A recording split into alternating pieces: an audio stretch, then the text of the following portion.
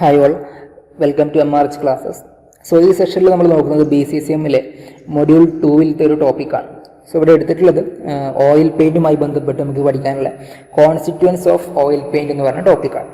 Okay, അപ്പോൾ നമുക്ക് generally അറിയേണ്ട ഒരു കാര്യമാണ്. നമുക്ക് പെയിൻറ്റ് എന്ന് പറയുമ്പോൾ രണ്ട് ടൈപ്പ് പെയിൻറ്റ് ഉണ്ട്. ഒന്ന് വാട്ടർ ബേസ്ഡ് പെയിൻറ്റും ഓയിൽ ബേസ്ഡ് പെയിൻറ്റും. സോ ഇവിടെ ഓയിൽ ബേസ്ഡ് പെയിൻറ്റിനകത്ത് അടങ്ങിയിരിക്കുന്ന ഇൻഗ്രീഡിയൻറ്റുകൾ എന്തെല്ലാം കാര്യങ്ങളാണ്, അതിൻ്റെ ഓരോന്നിൻ്റെയും പ്രോപ്പർട്ടീസുകൾ എന്തൊക്കെയാണെന്നുള്ളതാണ് നമ്മൾ ഈ വീഡിയോയിലൂടെ ഡിസ്കസ് ചെയ്യാൻ ഉദ്ദേശിക്കുന്നത്.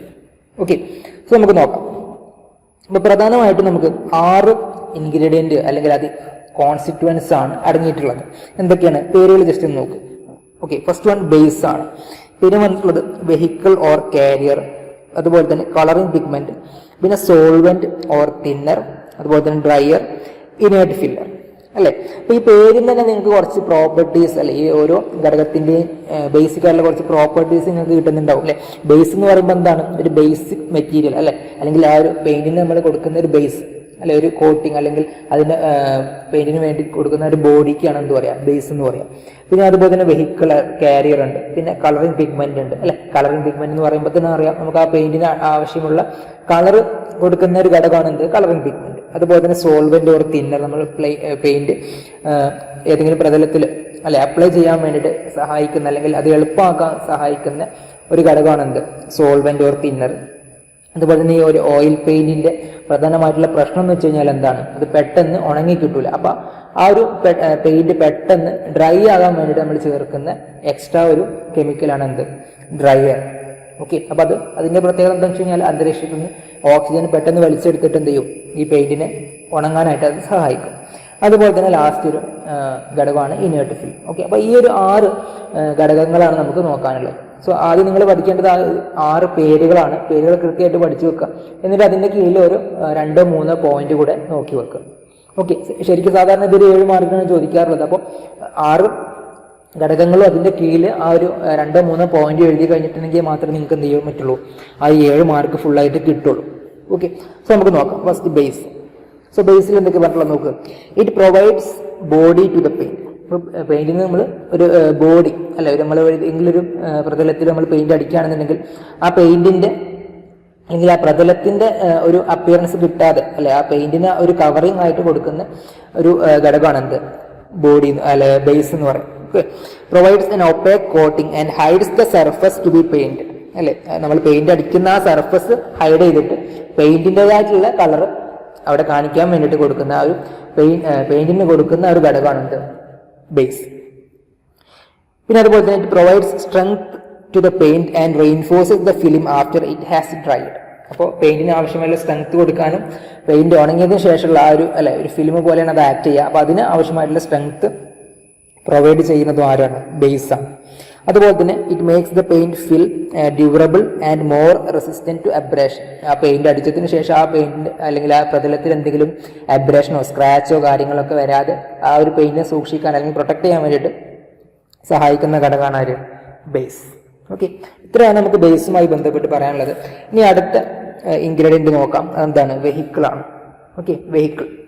സോ വെഹിക്കിളുമായി ബന്ധപ്പെട്ട് എന്താ പറഞ്ഞത്, liquid substance which holds the solid material of the paint, it act as a binder to the base and pigment and allow easy application. അപ്പോൾ ബേസിനും അതുപോലെ തന്നെ പിഗ്മെന്റിനും ഒരു ബൈൻഡർ അല്ലെങ്കിൽ ഗ്ലൂ ചെയ്ത് അതിനെ ചേർത്ത് നിർത്തുന്നതാണ് എന്ത്, വെഹിക്കിള്.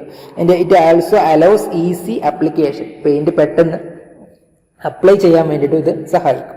അതുപോലെ തന്നെ it imparts durability, toughness and waterproofness to paint film. Paint ഫിലിമിന് ഡ്യൂറബിലിറ്റി അല്ലെ, ഈട് നിൽക്കുന്ന ഒരു പ്രോപ്പർട്ടിക്കാണ് നമ്മൾ ഡ്യൂറബിലിറ്റി എന്ന് പറയുക. അതുപോലെ തന്നെ ടഫ്നെസ്സും വാട്ടർ പ്രൂഫ്നെസ് എന്ന് പറഞ്ഞ പ്രോപ്പർട്ടി ആരാ കൊടുക്കുന്നത്, വെഹിക്കിൾ അല്ലെങ്കിൽ കാരിയർ ആണ്. So commonly used vehicles are linseed oil, poppy oil, nut oil and tung oil.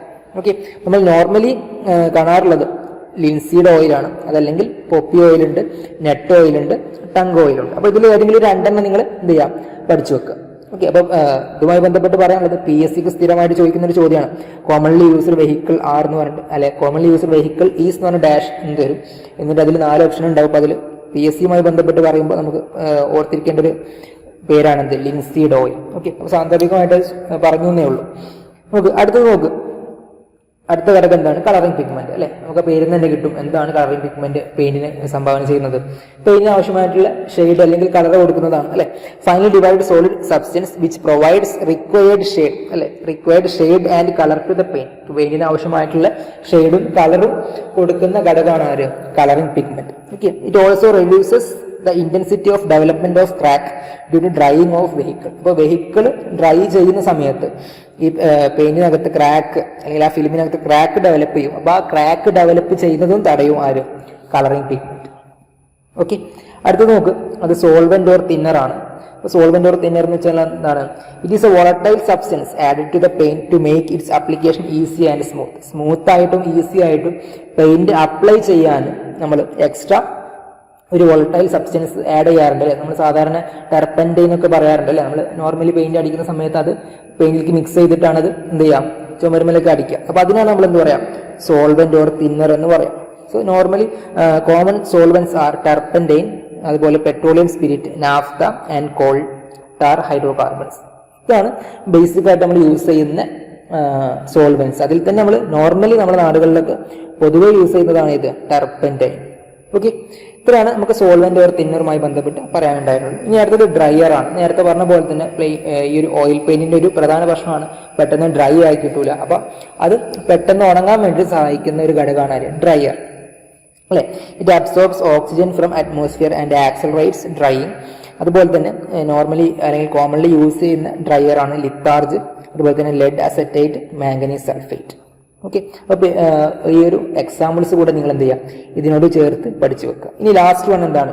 അത് ഇനേർട്ട് ഫില്ലർ ആണ് അല്ലെ. ഇനേർട്ട് ഫില്ലർ അതിലെന്താ പറഞ്ഞിട്ടുള്ളത്? It act as an adulterant and modifies the weight of the paint. പെയിന്റിന് ഇതിന് ഒരു wait ഉണ്ടാവും. അപ്പോൾ അത് വെയിറ്റ് മോഡിഫൈ ചെയ്യാൻ വേണ്ടിയിട്ട് ആഡ് ചെയ്യുന്ന എക്സ്ട്രാ ഒരു അഡൾട്രന്റ് ആണ് അല്ലെ. അതിനാണ് നമ്മൾ എന്ത് പറയാം? ഇനേർട്ട് ഫില്ലർ എന്ന് പറയാം. അപ്പൊ അതിന്റെ പ്രത്യേകത എന്താണെന്ന് വെച്ച് കഴിഞ്ഞാൽ do not react chemically with any other ingredient. ബാക്കിയുള്ള ഇൻഗ്രീഡിയന്റുമായിട്ട് കെമിക്കലി അത് റിയാക്ട് ചെയ്യൂല എന്നാണ് പറഞ്ഞിട്ടുള്ളത്. അപ്പൊ ഈ ഒരു 6 പോയിന്റ്സ് അല്ലെങ്കിൽ 6 ഘടകങ്ങളാണ് നിങ്ങൾ ഈ ഒരു ടോപ്പിക്കിന്റെ കീഴിൽ പഠിക്കാനുള്ളത്. സോ നമ്മൾ ഏതൊക്കെ പറഞ്ഞത്? ഓക്കെ. നമ്മൾ പറഞ്ഞത് ഒന്ന് ബേസ് പറഞ്ഞിട്ടുണ്ടായിരുന്നു അല്ലെ. അതുപോലെ തന്നെ പറഞ്ഞതാണ് വെഹിക്കിള് അല്ലെ. പിന്നെ പറഞ്ഞത് കളറിംഗ് പിഗ്മെന്റ് പറഞ്ഞു അല്ലെ, കളറിംഗ് പിഗ്മെന്റ്. പിന്നെ പറഞ്ഞത് ഏതായിരുന്നു? സോൾവെന്റ് ആയിരുന്നു അല്ലെ. സോൾവെന്റ് ഓർ തിന്നർ പറഞ്ഞു. അതുപോലെ തന്നെ ഡ്രയർ പറഞ്ഞു. ലാസ്റ്റ് നമ്മൾ പറഞ്ഞത് ഇനേർട്ട് ഫില്ലർ ആണ്. Inert filler. അങ്ങനെ നമ്മൾ മൊത്തം 6 എണ്ണം പറഞ്ഞിട്ടുണ്ടായിരുന്നു. അപ്പൊ അതിന്റെ കീഴിൽ വരുന്ന പോയിന്റ് കൂടെ നിങ്ങൾ ഓർത്തിരിക്കുക. പിന്നെ നമ്മൾ ചിലതിന്റെ കേസിലൊക്കെ എന്ത് പറഞ്ഞിട്ടുണ്ടായിരുന്നു അല്ലെ, ഇവിടെയൊക്കെ നമ്മൾ എക്സാമ്പിൾസ് കൂടെ പറഞ്ഞിട്ടുണ്ടായിരുന്നു അല്ലെ. സോൾവെന്റ് നമ്മൾ നോർമലി അല്ലെങ്കിൽ കോമൺലി യൂസ് ചെയ്യുന്ന സോൾവെന്റ് ഏതായിരുന്നു? ടെർപ്പൻറ്റൈൻ ആയിരുന്നു. അതുപോലെ ബാക്കിയുള്ളത് നിങ്ങൾ എന്ത് ചെയ്യാം, ഓർത്തിരിക്കുക. ഓക്കെ.